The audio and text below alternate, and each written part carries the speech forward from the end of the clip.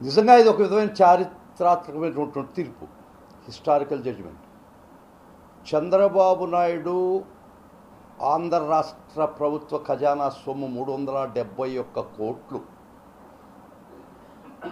Siphon of చేసేసిన తర్వాత, వారి దగ్గరికి చేరిన తర్వాత ఆంధ్ర స్కిల్ డెవలప్మెంట్ అనే కార్పొరేషన్ ద్వారా 371 కోట్లు వారు తినేసిన తర్వాత, గత ప్రభుత్వంలోనే directorate general of revenue intelligence, CBI వాళ్ళు ఇది అలర్ట్ లెటర్స్ ఆ ప్రభుత్వానికి పంపించుండగా 5/6/2018 నాడే వారి మీద కేసు రిజిస్టర్ జరిగింది. ఒక కేసు రిజిస్టర్ చేయడం జరిగింది. తర్వాత 371 కోట్ల ఆంధ్ర రాష్ట్ర ప్రభుత్వం సొమ్ము దోచేసిన తర్వాత వచ్చిన ప్రభుత్వం దాన్ని చూస్తూ ఊరుకోండి, ప్రజల సొమ్ము కదమ్మా, అది ఉండలేదు కదా. ఆ ఇన్వెస్టిగేషన్ లాజికల్ వెనక్కి తీసుకుపోయినప్పుడు, వారిని అరెస్ట్ చేసినప్పుడు, వారి అరెస్టు అక్రమమని, వారు రిమాండ్ అక్రమమని, వారిని జైల్లో పెట్టడం చారిత్రక తప్పిదమని, అరెస్టు ఈ విధంగా ఒక సెక్షన్ ఆఫ్ మీడియా ఈ ఆంధ్ర రాష్ట్ర ప్రజల మెదడుల మీద దాడి చేసింది.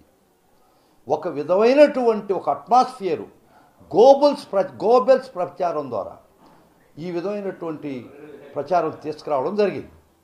కానీ ఈరోజు గౌరవ సుప్రీంకోర్టు ఇచ్చిన తీర్పు ద్వారా వారు చేసిన ప్రచారంలో పసలేదు.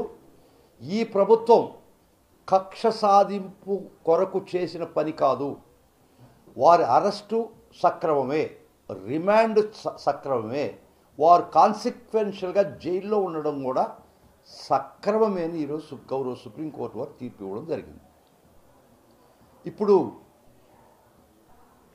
బెంచ్ సుప్రీంకోర్టులో ఉంటుంది కాబట్టి ఇద్దరు గౌరవ న్యాయమూర్తులు, honourable justice her lordship Bela Trivedi గారు 17A అనే సెక్షను దాన్ని బూచిగా చూపించి దాన్ని ఉపయోగించుకొని చంద్రబాబు ఈ స్కామ్ కేసులో నుంచి తప్పించుకోవాలని చేసినటువంటి ప్రయత్నాన్ని వారు చాలా స్పష్టంగా తిరస్కరించడం జరిగింది.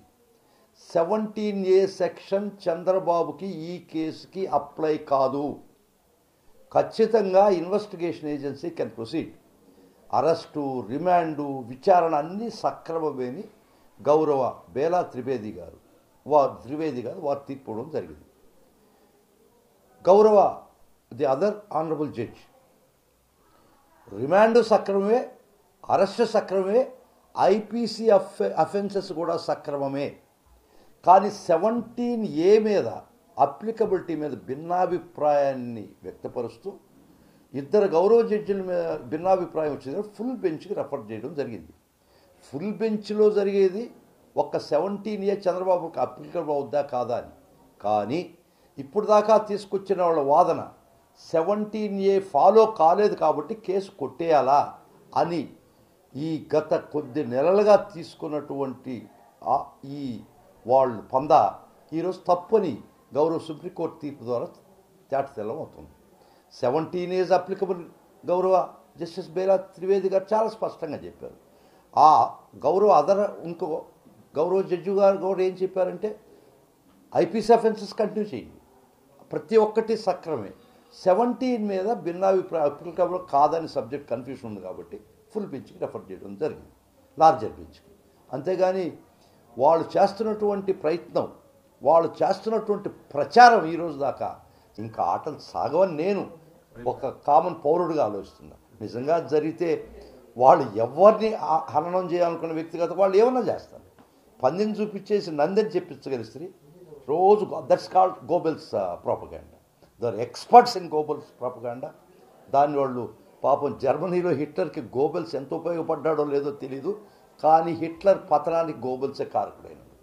అది కూడా తెలుసుకోండి. గోబెల్స్ ప్రచారం గొప్పగా చెప్పుకుంటున్న వ్యక్తులు ఒక్కటే మర్చిపోయారు. హిట్లర్కి వాస్తవం చూపించకుండా హిట్లర్ పతనానికి గోబెల్స్ కూడా ఒక కారకుడు. కాబట్టి ఈ విధమైనటువంటి గోబెల్స్ ప్రచారం నమ్ముకున్నటువంటి ఎవ్వరు కూడా పతనం కాక తప్పదు. 17A అప్లికబుల్, మాకు మేము కేసు కొట్టేయాలా, క్వాష్ చేయాలా అనే ఒక వాదన కొట్టేయడం జరిగింది సుప్రీంకోర్టు. ఈరోజు సుప్రీంకోర్టులో వాళ్ళ వేసిన క్వాష్ పిటిషన్ డిస్మిస్ అయింది. వాళ్ళు తీసుకున్న వాదన సక్రమం కాదని చాలా స్పష్టంగా సుప్రీంకోర్టు తీర్పు ఇవ్వడం జరిగింది. కాబట్టి ఈ ప్రభుత్వ చర్య చాలా స్పష్టంగా కక్ష సాధింపు చర్య కాదు, చట్టసమ్మతమైన చర్య అని ఈరోజు గౌరవ సుప్రీంకోర్టు వారు ఇచ్చిన తీర్పుతో తేటతెల్లమైంది.